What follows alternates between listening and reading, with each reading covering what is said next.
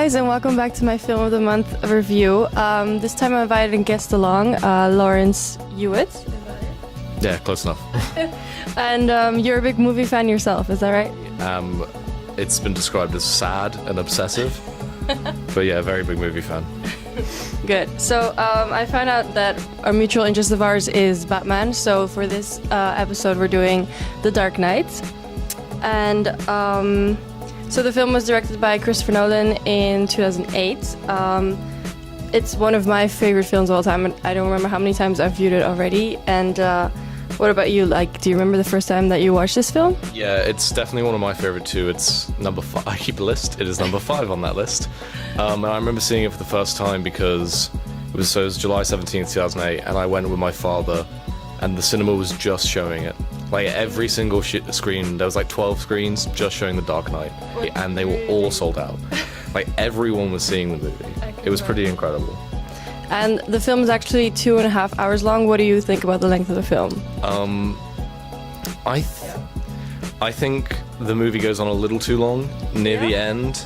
I think some of the stuff with Harvey Dent at the end, and the boat scene's really tense and good the first time you watch it, and then the second time you're kind of like, yeah, I know, like they cut back to the boat a lot more than you remember, and it's like 5 or 6 times, and it's just them like staring angrily. It's like, yeah, well, I get it. I want to see Batman punching things now. Like, let's get this movie. But the boat scene though, I thought it was really intense. Like, I remember the first time. Yeah, it's really, it's a good scene. It's just it goes on, but then he makes long movies. Like The Dark Knight Rises is 20 minutes longer, and it feels an hour longer. I know. I recently watched The Dark Knight again, and even though it's been like so many times that I've watched it now, like I couldn't, like it was really late already at night, but I couldn't stop watching it. I just couldn't look away. Like it's so mesmerizing. He draws you into the world really well. For sure. So let's talk about Heath Ledger's performance in this film as the Joker. So what do you think about his performance? I mean, it's the best performance in a comic book movie, like, ever, and deservedly won an Oscar. Yeah. But I think he defined also the Joker for like our entire generation. Like that is what we see him as. No matter how hard Jared Leto tries, it's not going to be Jared Leto. But to me, I think like Mark Hamill is the Joker that I relate to the most. But Heath Ledger has this. It's just this real like unhinged, genuine insanity, especially from what people know from behind the scenes, that makes it even scarier and even more intense. And his interplay with Christian Bale's like very stoic Batman is definitely a thing that makes the movie better. And what about Christian Bale as Batman? Is he the right Batman for you with all the other Batman movies out there? Controversially, I think Ben Affleck is a better Batman because Ben Affleck is just he's a huge person. He's like 6'4" and he's ripped, and he's really good at angry. But I think Christian Bale gets into something with Batman, which is like he really nails the Bruce Wayne side as well, which is very hard to do. Like voice, a little silly.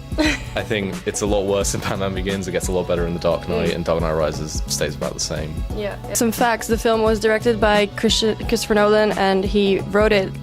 It was co-written by him and as well his brother Jonathan Nolan. And the film was produced by his wife Emma Thomas. So I think that's why like this film really is just like one work of Nolan. Like, yeah, you can feel like that family has a very good understanding of the tone they are going for, and which is why they work together, and they work together really successfully. Yeah. Do you have anything else that you want to share about this movie? I think it redefined the superhero genre, and almost to call it a superhero film is almost to slight the film in a way, because it is more than that. Because you can take, if you take the capes and the cows out of that movie, it's just a really good thriller movie. Like it's more Heat than it is the Avengers. And it changed the perception of them, I think, which is because before, like I remember at school, it was really nerdy to be excited for Spider-Man. It was like Spider-Man 3, geez, what a world, and then it was terrible, and then a year later The Dark Knight happened. And it was the type of movie that like my mum saw that movie as well, and she liked it. But I took my mum to see Iron Man 3 and she was like, this is the worst thing I've ever seen in my life, I can't stand it. You get the movies like The Dark Knight and Deadpool this year that really push the boundaries of what superhero movies can be and what they can mean. I think there's such a deeper meaning to The Dark Knight that you don't find in many other superhero films. I totally agree. Well, thank you so much for joining us on this episode, and see you next time.